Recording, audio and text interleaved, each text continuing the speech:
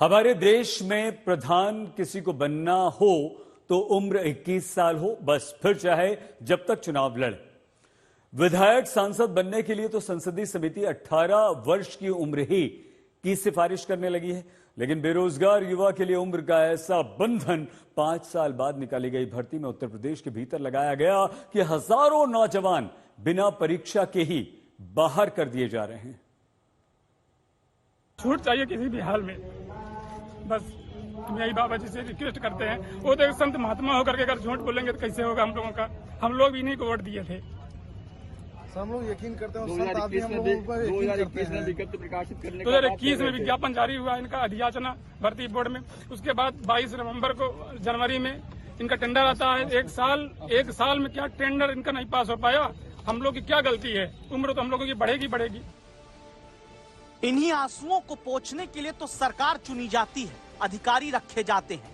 वो सरकार और अधिकारी जो जनता के पैसे से चलते हैं, लेकिन इन आंसुओं की जिम्मेदारी उत्तर प्रदेश में फिलहाल कोई नहीं ले रहा। यूपी पुलिस में कांस्टेबल की कुल 60,244 पदों की भर्ती निकली। कांस्टेबल भर्ती 5 साल बाद उत्तर प्रदेश में आई और 5 साल से भर्ती आने का इंतजार करते हजारों युवा बिना इम्तिहान दिए ओवर एज हो गए, क्योंकि सामान्य वर्ग के बेरोजगार युवाओं को 5 साल बाद भर्ती खुलने के बाद भी उम्र सीमा में कोई छूट नहीं दी गई। सवाल उन अभ्यर्थियों की तरफ से जो मांग कर रहे हैं कि इस पूरी भर्ती में आयु में छूट दी जाए।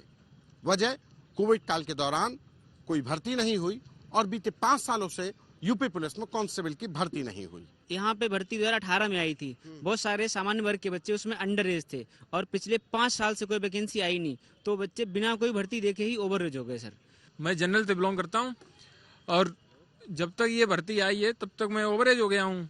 कि हम लोग जनरल कैटेगरी से अगर बिलोंग करते हैं, हमारी एज 18 से 22 है और हमारा जन्म 1999 और 2000 में हुआ है अगर, तो हम अपने जीवन काल में एक भी भर्ती नहीं देख पाए हैं पुलिस की। ये हमारी नहीं, ये लाखों बच्चों की समस्या है जो 1999 और 2000 में जन्म लिए हैं।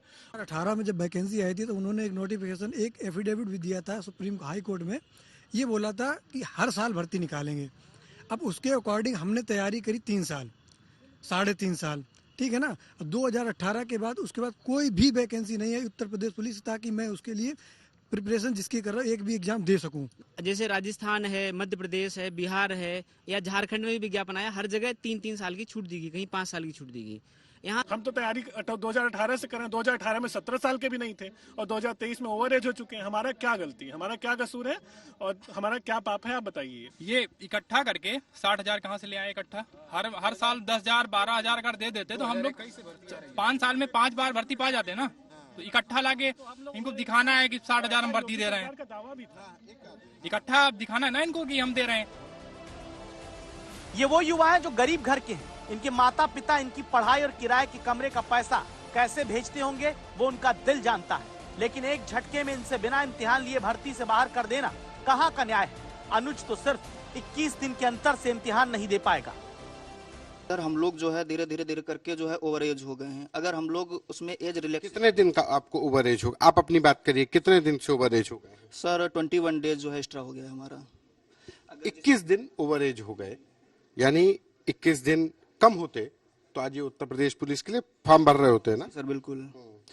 तो मैं तो सर यही चाहूंगा कि जिस तरीके से एज को काउंट किया जा रहा है, उसमें जैसे कोविड जैसी समस्या आई हुई थी, हर भर्ती ने जो है 2-3 साल का जो है एज रिलैक्सेशन दिया था।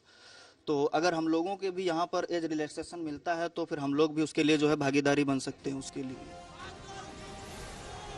और ये बेरोजगार छात्र समझ नहीं पा रहे कहाँ जाएं, किसके पास जाएं।